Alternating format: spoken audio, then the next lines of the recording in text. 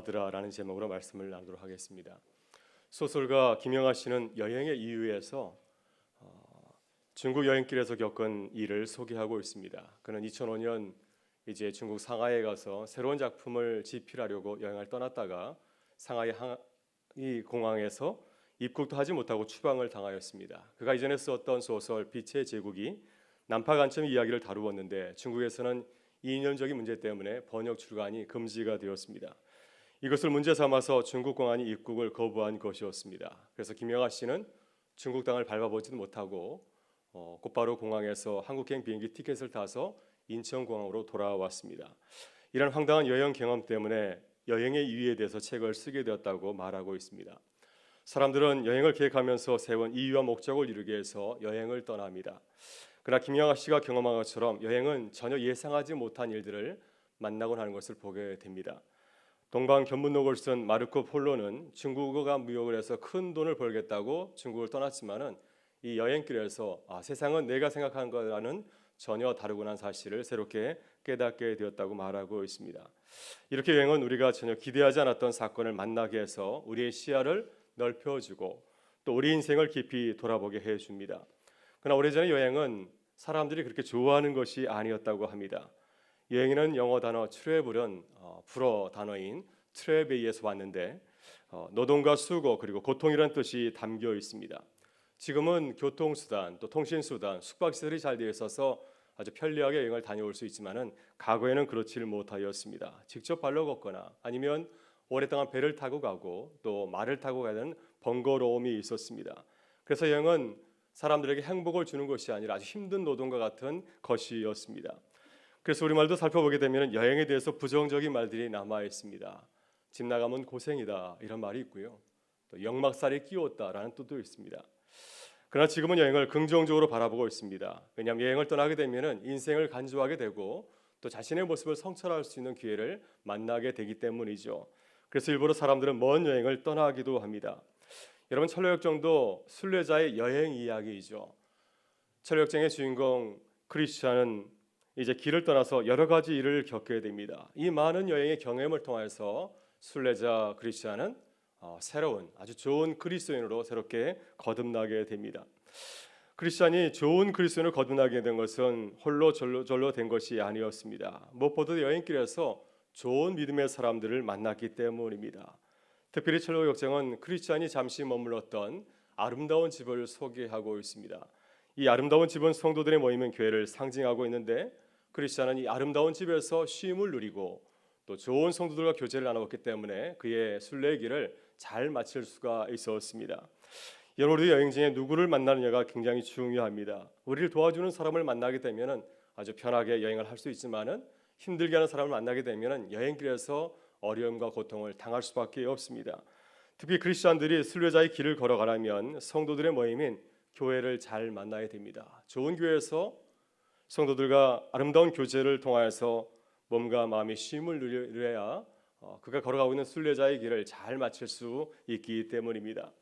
오늘 함께 읽은 본문 말씀은 교회가 어떤 곳인지를 우리에게 잘 말해주고 있습니다. 디모데전서 3장 15절에서 사도 바울은 교회에 대해서 이렇게 소개하고 있습니다. 만일 내가 지체하면 너로 하여금 하나님의 집에서 어떻게 행하여 할지를 알게 하려 함이니 이 집은 살아계신 하나님의 집이요 진리의 기둥과 터니라. 여러분 교회는 어떠한 곳입니까? 사도 바울은 본문에서 교회를 헬라어로 에클레시아라고 말하고 있습니다. 에클레시아는 하나님의 부르심을 받은 사람들이란 뜻을 담고 있습니다. 우리는 때때로 교회를 생각할 때 사람을 생각하기보다는 이 성도들이 모여 있는 집이나 건물을 생각하곤 합니다. 그러나 본래 교회는 건물이나 조직이 아니라 사람들을 가리켰습니다. 주님을 믿는 성도들이 바로 교회 그 자체였습니다. 성도들이 하나님 살아계신 하나님의 집을 이루고 진리와의 기둥과 터를 이루고 있다고 하는 것이죠. 따라서 성도 한 사람 한 사람이 좋은 교회가 되어야 됩니다. 여러분은 진리의 길을 깨닫고 순례자의 길을 걸어가야 됩니다. 그래야 우리가 아름다운 하나님의 집 교회를 이룰 수 있기 때문입니다. 여러분 그렇다면 어떻게 아름다운 교회를 세울 수 있을까요? 우리가 아름다운 교회를 세우기 위해서는 성도와 그리고 교회에 대해서 바른 이해를 하고 있어야 됩니다. 여러분 철로역정에서 순례자 크리스찬은 십자가의 언덕을 떠나서 이제 아름다운 집으로 오는 길에서 여러 부류의 성도를 만나게 되었습니다.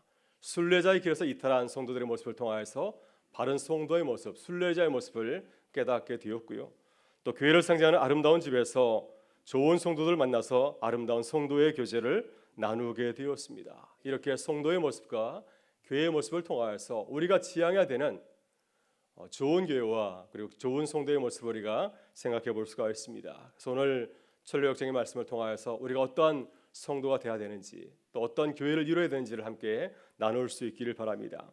먼저 우리는 바른 성도의 모습을 회복해야 됩니다.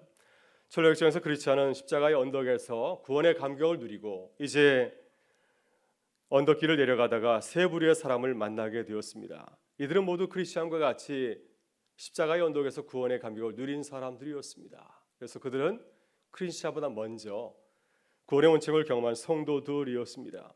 그러나 그들은 구원의 감격을 잃어버리고 영적으로 깊이 잠든 성도의 모습을 하고 있습니다. 이들을 통하여서 크리스찬은 내가 어떤 순례자의 길을 걸어가야 되는지 어떤 성도의 모습을 해야 되는지를 간접적으로 깨닫게 되었습니다. 그가 처음 만난 사람은 단순과 나태와 거만이었습니다. 이 세 사람은 길거리에서 족쇄를 차고 깊은 잠을 자고 있었습니다.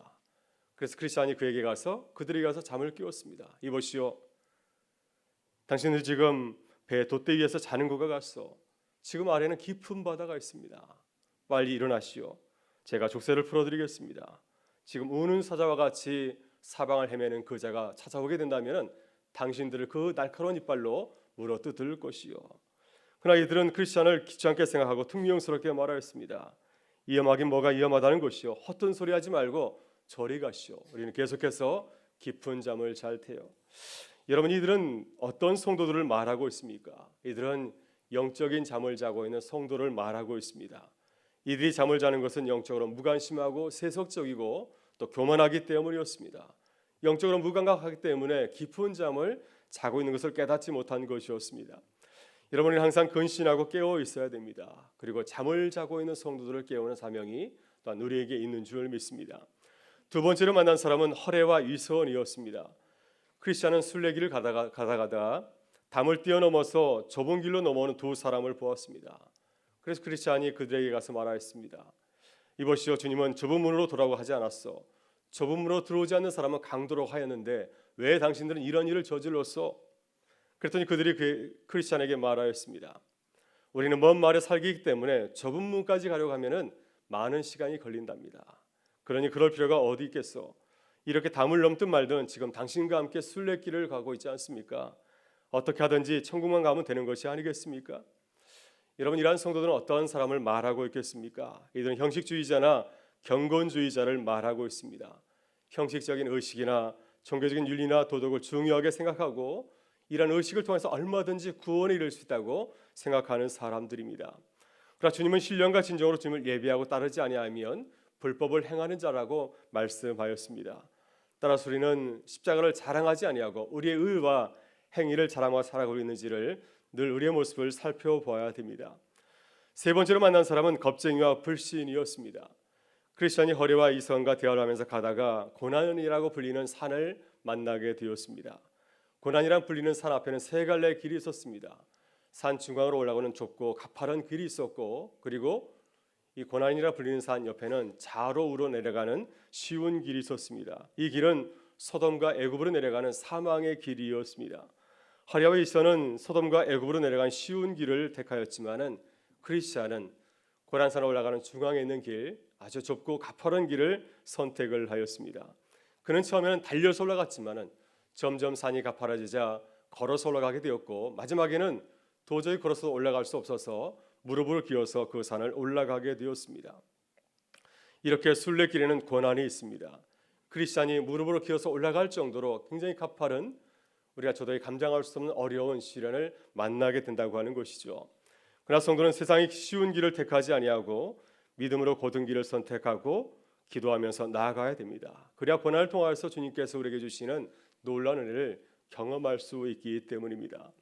그러나 크리스찬이 산 정상에 도착하였을 때 정반대 방향으로 내려가는 사람이 있었습니다. 바로 그들은 겁쟁이와 불신이었습니다. 크리스찬이 왜 그들에게 내려가냐고, 이렇게 어렵게 산을 올라와서 왜 다시 산을 내려가냐고 물었을 때 그들이 대답하였습니다. 우리는 힘들게 산 정상에 올라왔는데 고난산에 오를수록 이음한 일들이 계속해서 벌어져서 이제 그만 포기하고 내려가기로 결정을 하였습니다. 여러분, 이들은 누구를 말하고 있습니까? 이들은 어려운 고난을 만나게 되면은 쉽게 포기하고 다시 세상으로 돌아가는 성도를 말하고 있습니다. 조금만 더 가면 하나님께 주시는 놀라운 은혜를 경험할 수 있는데 그것을 참지 못하고 내려가서 그 은혜를 경험하지 못하는 성도를 가리키고 있습니다. 여러분, 크리스천이 길가에서 만났던 세 부류의 신앙인은 우리가 주의해야 되는 성도의 모습을 말하고 있습니다. 구원의 은총을 누린 자라 할지라도 순리자의 길에서 이렇게 쉽게 넘어지고 또 쓰러질 수 있다고 하는 것입니다. 영적으로 무관계해져서 세상의 신앙의 길을 버리고 세상으로 갈 수 있습니다. 교회 생활을 열심히 하면서도 십자가를 의지하기보다는 이러한 종교의식이나 율티를 더 중요하게 생각하며 살아갈 수가 있습니다. 고난 앞에서 그것을 견디지 못하고 쉽게 무너지고 세상으로 도망칠 수도 있습니다. 그래서 우리는 순례자의 길을 갈 때 늘 끼어서 기도하며 나아가야 되는 줄 믿습니다. 여러분은 이들을 교훈 삼아야 됩니다. 이들을 정죄하고 비판하기보다는 이들을 반면교사로 삼아서 늘 우리의 모습을 다시 돌아봐야 됩니다. 왜냐하면 우리도 이들과 같이 넘어지고 또 쓰러질 수 있기 때문입니다. 이들을 교훈 삼을 때 우리가 넘어지지 아니하고 또 좋은 성도의 모습으로 계속해서 아름답게 거듭나게 될 줄 믿습니다. 다음으로 우리는 아름다운 교회를 세워야 됩니다. 오늘 에베소서 말씀을 같이 보게 되면은 사도 바울은 교회의 중요한 역할에 대해서 증거하고 있습니다. 10절에서 이렇게 증거하고 있습니다. 우리 10절과 11절의 말씀을 같이 한번 읽어보겠습니다. 끝으로 너희가 주 안에서와 그 힘과 능력으로 강건하여지고 마귀의 관계를 능히 대적하기 위하여 하나님의 전신갑주를 입어라. 아멘. 교회의 중요한 역할 가운데 하나가 무엇이겠습니까? 교회의 중요한 역할 가운데 하나는 성도들이 주 안에서 전신갑주를 취하는 것입니다. 성도들이 이렇게 모여서 함께 예배하면서 영적으로 무장을 하는 것입니다. 교회 안에서 함께 사랑과 교제를 나누고 말씀을 통해서 기도를 통해서 찬양을 통해서 무장하고 다시 세상으로 나아가는 것입니다. 이것이 교회의 매우 중요한 모습이죠. 철학정에서는 교회를 상징하는 아름다운 집을 통하여서 교회의 아름다운 모습을 우리에게 소개해 주고 있습니다. 크리스천이 이제 고난산 정상에 올라가자 드디어 아름다운 집에 이르게 되었습니다. 크리스천은 이곳에서 모든 수고를 내려놓고 편안히 쉬고 먹고 마시면서 재충전의 시간을 가지게 되었습니다. 크리스천이 이 아름다운 집에 도착하게 되었을 때 이 주인 집에 네 딸이 나와서 이 크리스천을 반갑게 환영하고 환대를 해 주었습니다. 네 딸의 이름이 아주 의미가 있고 의미심장합니다. 첫 딸의 이름은 분별이었습니다. 둘째 딸의 이름은 신중이었고 또 셋째 딸의 이름은 경건이었습니다. 그리고 넷째 딸의 이름은 자비였습니다. 이 딸들의 이름은 좋은 성도의 모습을 우리에게 소개해주고 있습니다. 성도는 어떤 사람입니까? 성도들은 영적으로 분별할 줄 알고 성도로서 경건해야 하고 모든 일에 신중해야 하며 모든 사람들에게 자비로워야 된다는 사실을 이 딸들의 이름을 통해서 우리에게 소개해주고 있습니다. 아름다운 집에서 내 딸은 순례자의 길을 걸어온 크리스천을 반갑게 맞이하고 교제의 시간을 가졌습니다. 그들은 크리스천에게 묻고 대답할 수 있는 기회를 주었습니다. 그 순례길에서 무엇을 배웠는지를 나누게 하였습니다. 그러나 내 딸은 크리스천에게 영적인 교훈을 새롭게 가르치려고 하기보다도 또 크리스천이 저지른 실수를 끄주려고 하지 아니하였습니다. 그들은 있는 그대로 크리스천이 말하는 그 모든 것을 듣고 함께 나누면서 기뻐하였습니다. 여러분, 우리도 대화할 때 아름집에 대해서 내 딸의 모습을 본받아야 될 줄 믿습니다. 저는 철로역장에서 크리스천과 대화하는 이 내 딸의 모습이 굉장히 인상 깊게 다가왔습니다. 물론 소설의 이야기지만은 내 딸은 가난하면 순례자 크리스천이 자신의 이야기를 마음껏 할 수 있도록 충분히 배려하였습니다. 이 크리스천이 그동안 걸어오면서 할 얘기가 얼마나 많았겠습니까? 그가 깨달은 이야기를 조금 더 제한하지 아니하고 계속해서 잘 말할 수 있도록 그를 도와주었습니다. 그래서 크리스천은 자신이 순례길을 걸어오면서 깨달았던 그 많은 이야기를 함께 나누고 전하게 하였습니다. 그리고 함께 맛있고 풍성한 음식을 먹고 나누었습니다. 이것이 성도들의 아름다운 교제의 모습이라고 우리에게 말해주고 있습니다. 여러분도 주일에 모일 때마다 한 주간의 삶을 서로 나누실 수 있기를 바랍니다. 서로 이야기를 먼저 들어주고 경청할 수 있기를 바랍니다. 미국의 기독교 영상가 프란시스 셰퍼는 이런 말을 하였습니다. 만약 자신에게 대화할 수 있는 1시간의 시간적 여유가 있다고 한다면 50분 동안 다른 사람들의 이야기를 들어주겠다. 그리고 마지막 10분만 내가 복음을 전하겠다. 이런 말을 하였습니다. 얼마나 멋진 사람입니까? 우리가 먼저 서로를 배려하게 될 때 우리 가운데서 아름다운 성도의 교제를 나누게 될 줄 믿습니다. 이러한 곳이 교회인 줄 믿습니다. 먼저 서로를 배려하고 서로의 이야기를 들려주는 것, 이러한 아름다운 나눔이 있을 때 그 안에서 뭔가 마음의 쉼을 누리게 되질 아니하겠습니까? 아름다운 집에서 크리스찬은 잘 차려진 음식과 잘 빚어진 포도주로 저녁 식사를 먹고 나누었습니다. 특별히 크리스찬과 내 딸은 식사하면서 이 집의 주인이신 예수 그리스도에 대해서 이야기를 나누었습니다. 그리스도께서 이 집을 세운 이유와 또 그리스도께서 행하신 많은 일들을 함께 나누었습니다. 그리고 식사 후에 아름다운 집의 서재에 들려서 하나님과 예수 그리스도와 성령에 대해서 책을 읽고 나누었습니다. 그리고 하나님의 종들에 대한 이야기도 함께 나누게 되었습니다. 믿음의 사람들에 대한 이야기를 나누었다고 하는 것입니다. 이 모든 기록과 책들이 이 순례자 크리스찬에게 큰 힘과 용기가 되었습니다. 다시 순례길을 걸어갈 수 있는 큰 힘을 이런 나눔을 통해서 회복하게 되었다고 하는 것입니다. 여러분, 교회는 교회와 성도들의 역사를 소중히 알고 나누어야 됩니다. 히브리서 11장을 보게 되면 히브리서 저자는 고난받고 있는 초대교회 성도들에게 믿음의 아름다운 사람들의 모습을 증거하고 있지 않습니까? 이와 같이 우리도 교회 역사를 기억하고 기록해야 됩니다. 그리고 모일 때마다 교회의 아름다운 이야기들, 또 성도들의 이야기를 함께 나누어야 됩니다. 여러분, 좋은 믿음의 가정이 되려면 자녀들에게 전할 가족의 이야기가 있어야 됩니다. 좋은 이야기만 전하는 것이 아니라 우리 가족이 아픈 이야기를 할지라도 그것을 잘 해석해서 전해주게 되면 그것이 우리 가정의 큰 위로와 또한 힘이 되지 않겠습니까? 교회도 그렇습니다. 좋은 교회가 되려면 아름다운 이야기가 전해져 내려가야 됩니다. 성도들이 믿음의 선배들의 이야기를 통하여서 성공과 실패의 이야기를 통하여서 우리가 신앙의 힘을 공급받을 수 있기 때문입니다. 여러분, 이번 주일 밤 갈릴리 찬양대가 발표하는 창립기념 칸타타는 모세의 이야기입니다. 출애굽의 이야기는 히브리 사람들, 히브리 노예들의 해방 이야기가 아니겠습니까? 수천 년 전의 이야기가 어떻게 우리까지 전해져 내려오게 되었을까요? 많은 이스라엘 사람들이 입에서 입으로 대대로 전하였기 때문에 우리까지 그 이야기를 듣고 감동을 받게 된 것입니다. 이 찬양대원들이 칸타타를 준비하면서 많은 감동을 받았다는 이야기를 하였습니다.